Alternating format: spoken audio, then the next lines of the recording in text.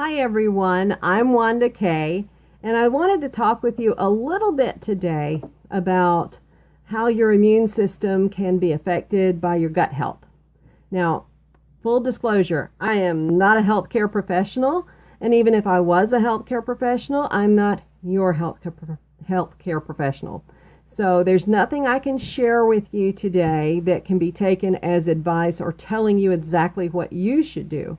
But I hope that you can receive the benefit of my experience and what I've discovered and what I've learned, and maybe you can use that to help you along your path and your journey as well. Now, if you're dealing with poor response of your immune system to different things, or if your immune system response has been really heightened, it's possible that you've had some foods or other things in your environment that are you're reacting to, and that could be due to an issue called leaky gut.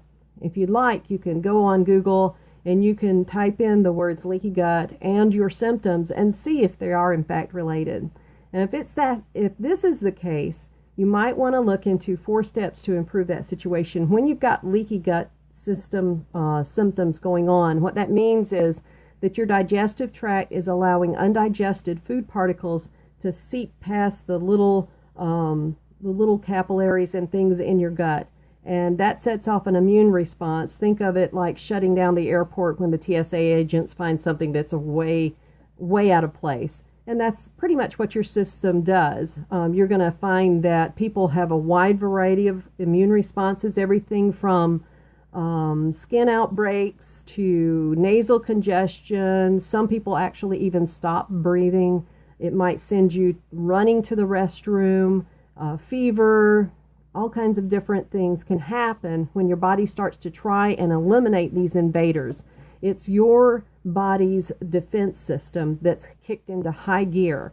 So what can you do when you need to shut that down and you need to heal the gut lining so that these things aren't causing reactions in your system?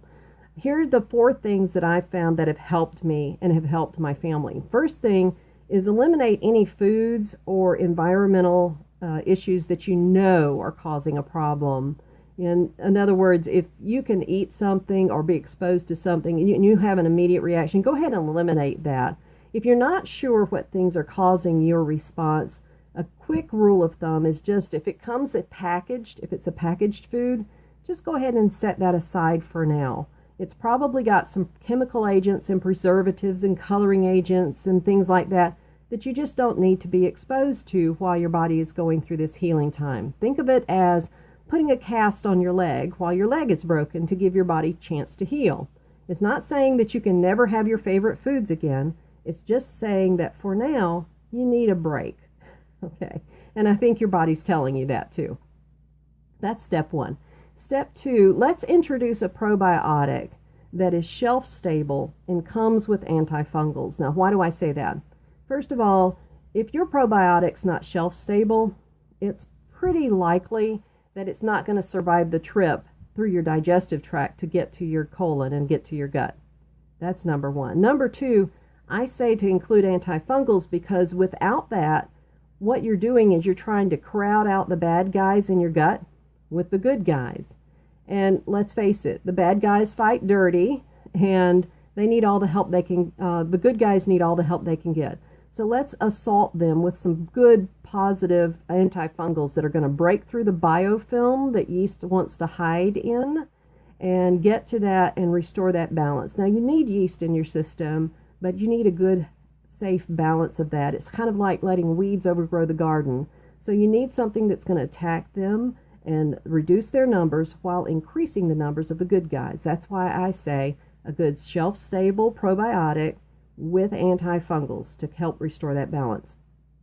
That's number 2. Number 3, magnesium. A lot of Americans are low in magnesium, and you need that just to increase your eliminations to a good regular pace. You should be going to the bathroom for eliminations at least once a day, ideally 2 to 3 times a day. And I'm not talking about running without being able to control yourself to get to the bathroom.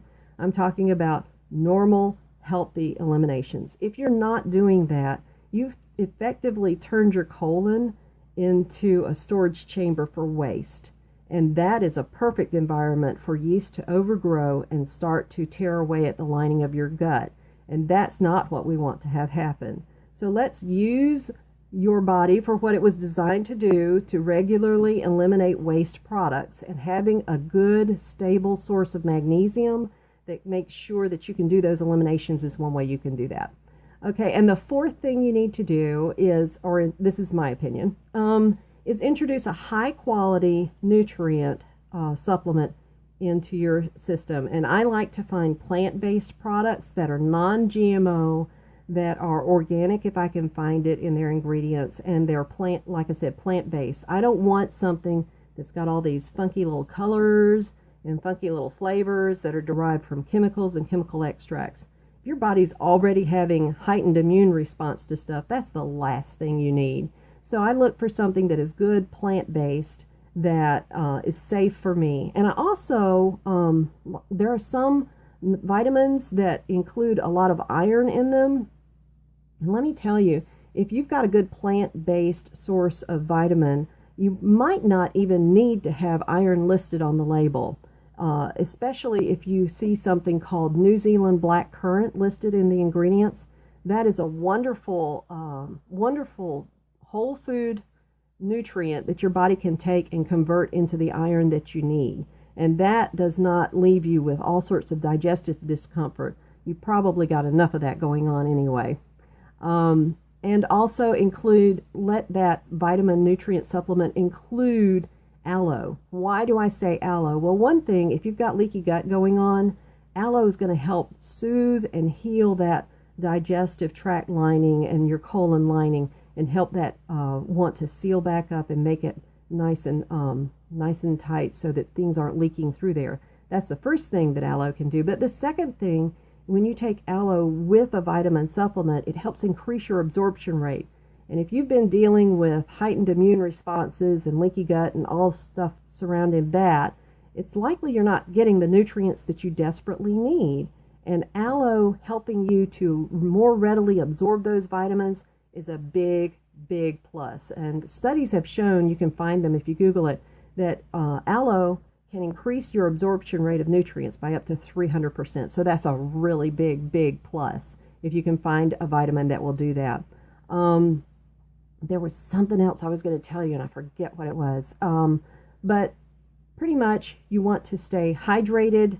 You want to drink plenty of water, because if your body's not hydrated and you don't have the water you need, none of your systems are going to function as they will. Again, try to avoid, I remember the other thing.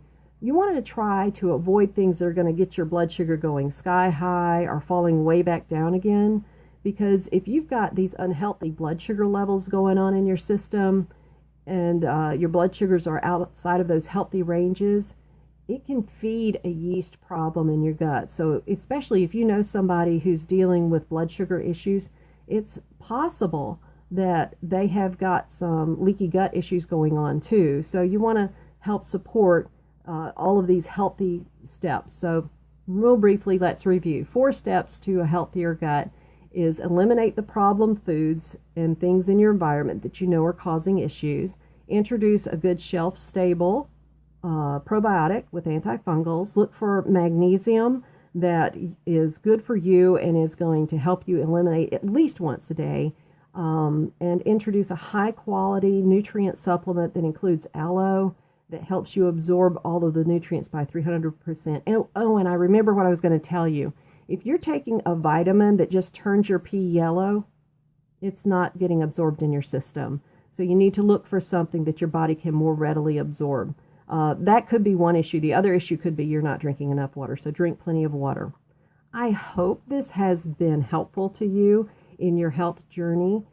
If you'd like to know what products I use that my family and I trust, that we'd be happy to recommend, just send me a message and I'll be glad to talk with you more about that and share that with you. In the meantime, I hope you have an amazing and blessed day. I'll talk with you again soon. Bye.